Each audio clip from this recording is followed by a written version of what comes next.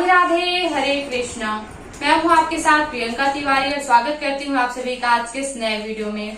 आज मैं आपको शनि ग्रह से संबंधित पूरी पूजा सामग्री दिखाने जा रही हूँ। अगर आप शनिवार व्रत शुरू करना चाहते हैं, शनिवार व्रत का उद्यापन करना चाहते हैं या फिर शनि ग्रह से संबंधित दान दक्षिणा करना चाहते हैं तो क्या क्या पूजा सामग्री की आपको आवश्यकता होगी, आज की इस वीडियो में आपको यही जानकारी देने जा रही हूँ। तो चलिए देखते हैं शनिदेव की पूजा के लिए कौन कौन सी पूजा सामग्री की आवश्यकता हमें होती है। तो शनिदेव की पूजा है तो पूजा सामग्री में सबसे पहले हमने शनिवार व्रत कथा पुस्तक ला के रखी है। आप भी शनिवार के दिन व्रत कथा पढ़ने के लिए यह कथा पुस्तक ला सकते हैं।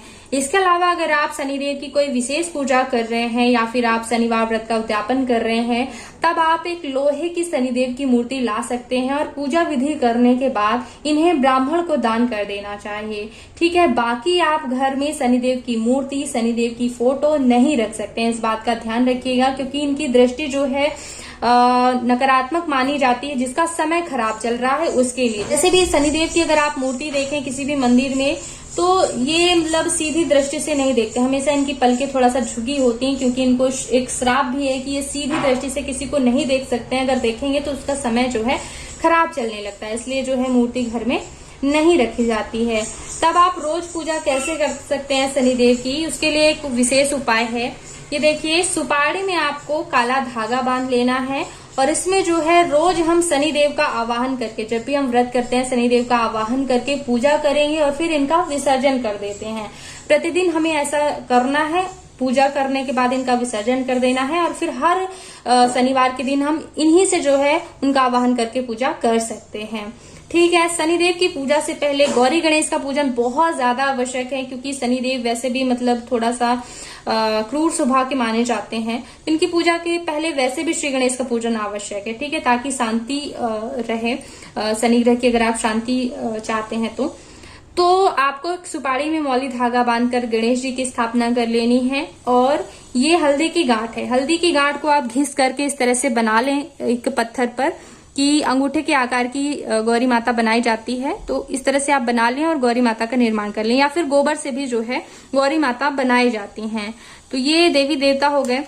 आपको मैं ये बताना चाहती हूँ, अगर आप गौरी गणेश इस प्रकार के नहीं रखना चाहते हैं रोज की पूजा में, अगर आपको जैसे कि देरी हो रही या फिर कुछ भी है, तो आप इस तरह से महादेव की फोटो लाइएगा जिसमें गौरी जी बनी हुई हैं, भगवान श्री गणेश हैं, कार्तिकेय जी हैं। क्या है कि भगवान भोलेनाथ शनिदेव के गुरु माने जाते हैं, तो इनकी पूजा से जो है शनि ग्रह आपके वैसे भी शांत हो जाने वाले, तो इनकी पूजा आवश्यक होगी। अगर आप मूर्ति रखना चाहते हैं या फिर फोटो रखना चाहते हैं, मूर्ति तो आप मत ही रखिए, फोटो अगर रखना चाहते हैं, ध्यान दीजिएगा कि मूर्ति फोटो अगर लाते हैं तो ऐसी जो है थोड़ा सा आंखें होनी चाहिए हल्की सी झुकी, सीधी दृष्टि वाली ना लाएं। और अगर लाना चाहते हैं तो फिर आप भगवान भोलेनाथ की पूजा जरूर करें शनिदेव के पहले, या फिर आप हनुमान जी की फोटो ला लें। कहते हैं कि मतलब भगवान भोलेनाथ के साथ या फिर हनुमान जी के साथ पूजा करने से जो है शनि ग्रह की शांति होती है, जो है शनिदेव प्रसन्न रहते हैं। ठीक है, तो आगे आपको कलश स्थापना जरूर करनी चाहिए। कलश स्थापना से सभी देवी देवताओं का आगमन हो जाता है, जो कि व्रत को, पूजा को और भी ज्यादा प्रभावशाली बनाता है। तो एक आप पीतल का कलश लीजिएगा, उसमें जो है मौली धागा बांध लीजिएगा और स्वास्थ्य जरूर बना लीजिएगा। अब कई लोगों का प्रश्न ये हो सकता है, कई लोग कहते हैं कि शनिदेव की पूजा में जो है लोहे का या फिर स्टील का बर्तन प्रयोग में लाना है। तो देखिए, ऐसा नहीं है कि शनिदेव की पूजा है तो हम लोहे के श्री गणेश जी ला लेंगे, लोहे की माता गौरी ला लेंगे, ऐसा नहीं है। कलश होता है, अमृत कलश माना जाता है। ठीक है, तो पीतल का ही कलश लगेगा। ठीक है, शनिदेव का अगर आपको पूजन करना है कि इनको जल चढ़ाना है, इनको तेल चढ़ाना है, तो फिर आप स्टील के बर्तनों का प्रयोग कर सकते हैं। कलश के लिए पीतल का ही कलश लगेगा। अब कलश में रखने के लिए आम के पत्ते लगेंगे, साथ ही साथ जो है कलश के ऊपर जो है सप्त धान्यों में से कोई धान्य जरूर रखा जाता है आखत के रूप में। तो या तो आप उड़द की दाल रख सकते हैं, या फिर आप जो है इस तरह से तिली रख सकते हैं, या फिर आप चावल में जो है थोड़ा सा ये मिश्रित करके खिचड़ी भी रख सकते हैं। चावल और उड़द की दाल रख करके जो है इसके ऊपर रख सकते हैं। देखिए, यहाँ पे मैं केवल आखत के रूप में बता रही हूँ, इसलिए मैंने थोड़े थोड़े रखे हैं। आपको अगर उद्यापन कर रहे हैं तो कम से कम 1.25 किलो सब होना चाहिए दान दक्षिणा के लिए। ठीक है, तो ये 1.25 किलो आपको एक डेमो के लिए पता चल जाएगा कि ये चीजें लगती हैं, लेकिन ज्यादा मात्रा में रखिएगा। कम से कम 1.25 किलो ये दाल होनी चाहिए, दाल, या फिर आप खड़ी मूंग भी रख सकते हैं। तिल होनी चाहिए 1.25 किलो, या फिर 1.25 पाव, ऐसे आप 1.25 में रखिएगा। और खिचड़ी आप मिश्रित करके दे सकते हैं, जैसे कि चावल में आप उड़द की दाल मिला करके खिचड़ी दान करें, बहुत अच्छा होगा। तो ये ज्यादा मात्रा में आपको रखना है।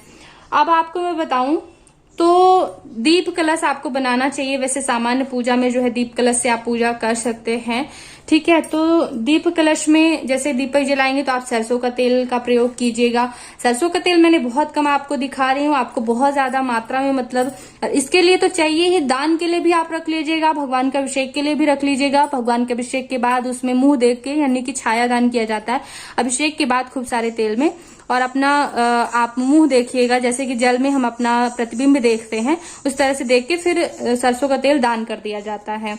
तो ये आपको ज्यादा मात्रा में रख लीजिएगा। और दीपक के लिए जैसे कि बाती, माचिस वगैरह रख लीजिएगा।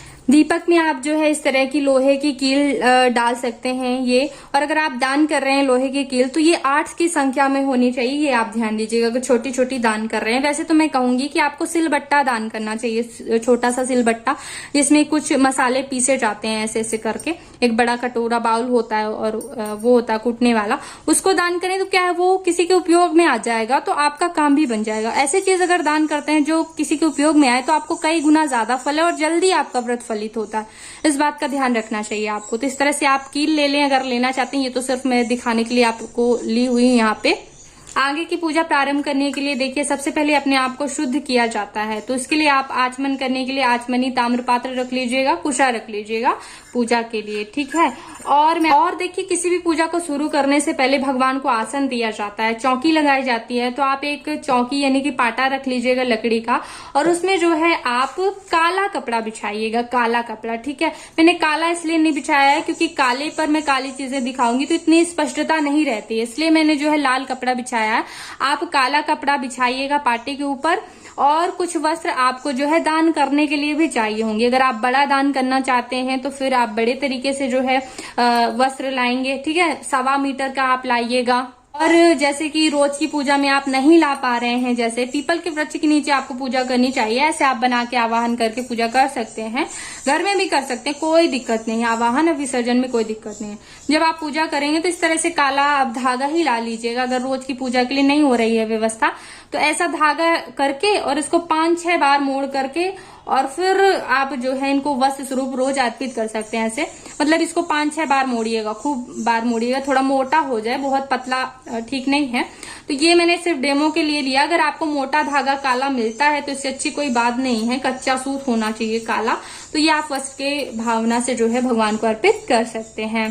भगवान की पूजा के लिए जो है जैसे कि हम भगवान का अभिषेक करेंगे तो हम तेल से करेंगे, फिर जल से करेंगे। तो जल हमें इससे अर्पित करना है, ठीक है।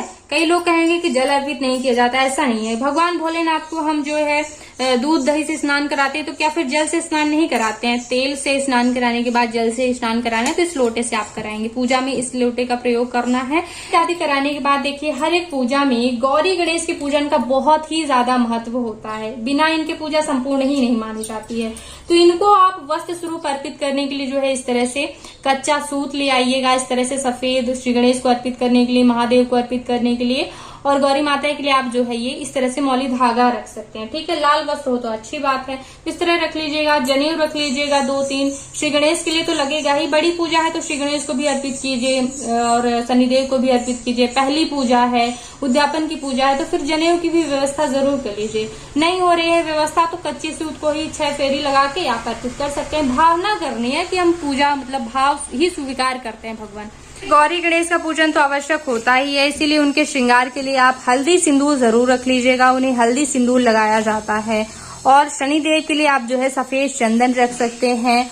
आगे जो है भगवान को अक्षत अर्पित करने के लिए साबुत चावल रख लीजिएगा, या फिर आप अक्षत स्वरूप जो है शनिदेव को काली तिल भी अर्पित कर सकते हैं। आगे पत्र और पुष्पों की बात की जाए तो श्री गणेश को दूर्वा अत्यंत प्रिय होती है, तो आप दूर्वा रख लीजिएगा। और पीले पुष्प आप जो है श्री गणेश को अर्पित कर सकते हैं। वैसे तो गौरी माता को जो है लाल पुष्प अर्पित करने चाहिए, तो अगर व्यवस्था हो जाए तो ठीक है, नहीं तो पीले पुष्प भी अर्पित कर सकते हैं। शनिदेव को शमी पत्र अर्पित करना चाहिए, तो ये हमने शनिदेव के लिए शमी पत्र रखे हुए हैं। और शनिदेव को नीले पुष्प अर्पित किए जाते हैं। तो नीले पुष्प तो नहीं मिले हैं, लेकिन ये सदाबहार के फूल हैं जिनमें थोड़ा सा नीलापन होता है, तो आप सदाबहार के फूल जो है शनिदेव के लिए रख सकते हैं। आगे पान के पत्ते हमने रखे हैं, जैसे कि भगवान को पान के ऊपर जो हल्दी, सुपारी, लौंग, इलायची, दक्षिणा इत्यादि रख के अर्पित करना होता है।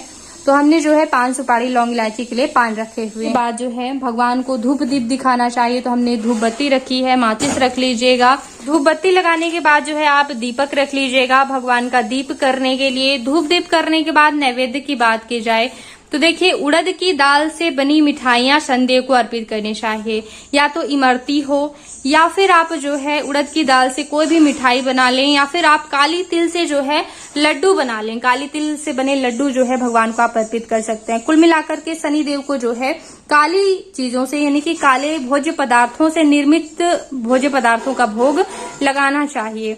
और जैसे कि शिव शंकर की, गौरी माता की भी पूजा है, तो हमने लड्डू भी रखे हैं बेसन के, तो ये भी हम अन्य देवी देवताओं को कलश का भी पूजन कर रहे हैं, तो कुछ और नैवेद्य आप रख सकते हैं।